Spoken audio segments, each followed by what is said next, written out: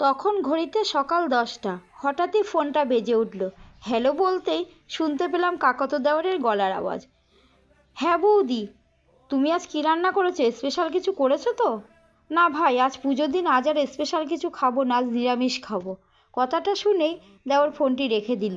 প্রায় ঘন্টাখানিক বাদে সে এক প্যাকেট চিকেন হাতে করে এসে আমায় বলল, বৌদি নাও নাও ধরো, চিকেনটা রান্না করো তো।